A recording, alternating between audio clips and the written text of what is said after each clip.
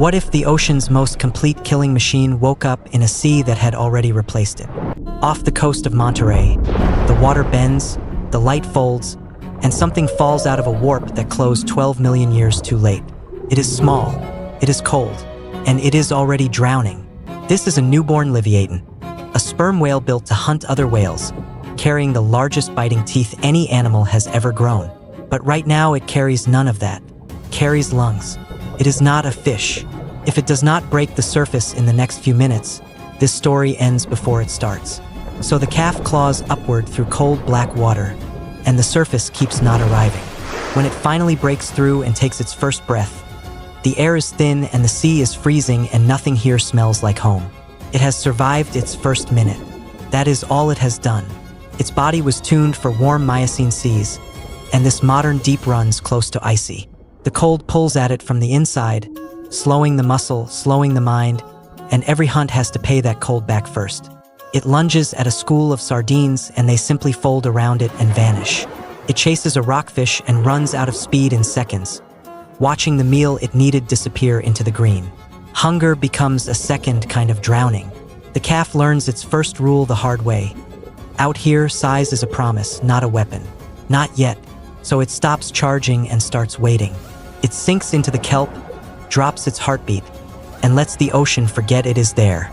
Hours pass. When a lingcod finally drifts too close, it does not chase. It strikes once and swallows the first warm blood of its new life. That is the lesson that keeps it alive through the first winter. Not power, patience. Every kill after that is stolen the same way. From cover, from below, from stillness. It is not the emperor of anything yet.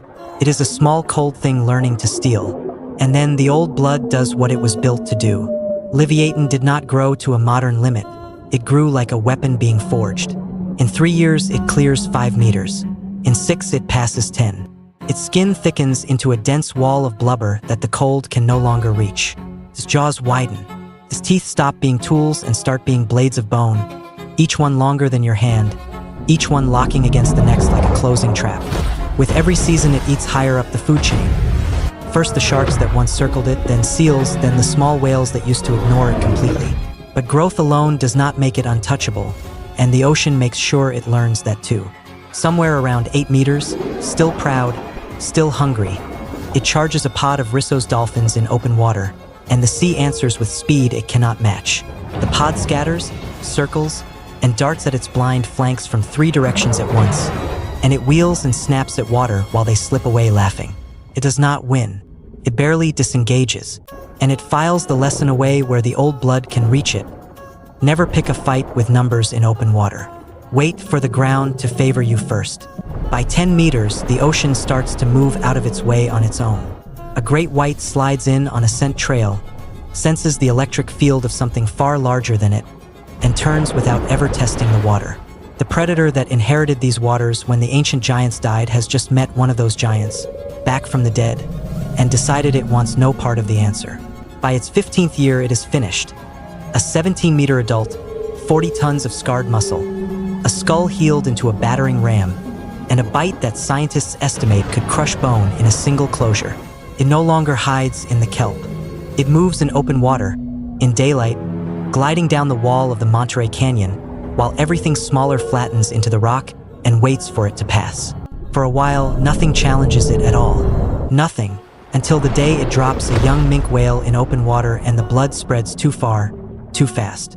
Within the hour, 6 black fins cut the surface and spread into a wide ring around it. A transient orcapod, the smartest cooperative hunters in the modern sea, the ones that shear great whites in half and take only the liver. To them, this armored, box-headed giant is not a monster. It is just an unusually stubborn meal, and they have all afternoon. The pod does not fight the way it expects. They don't hit the head. They fan out, slip into its blind spots, and start tearing at the old scars along its flanks, one bite at a time, then peeling away before it can turn. Their teeth can open a shark end to end. Against 40 centimeters of dense blubber, they barely break skin, but they were never trying to kill it with their teeth. They are trying to keep it down. Every time it drives for the surface for the breath it has to have, 2 of them slam the raw wound in its side and cut the climb short, and it sinks back into the dark with its lungs still burning. This is the real trap, not its body, its breath. So the giant stops running, picks the largest bull in the pod, lets it close, and this time it does not turn away, it turns into it. That healed slab of skull comes down like a dropped anchor, and the orca folds around the impact and stops moving before it hits the deep. The pod's rhythm breaks for half a second. Half a second is enough. The jaws that waited 15 years to be worth anything finally open on a second orca and close, and a hunter that shears sharks in half is simply gone in a cloud of dark water. The survivors feel the math change under them. They regroup once, test the giant's ruined flank one more time, and then they break off and they leave. The water settles.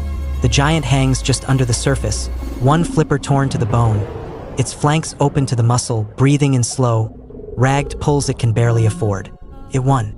It wore down a pod that has ruled these waters for 1,000,000 years, and it wore the crown of a sea that spent 12 million years learning to live without it.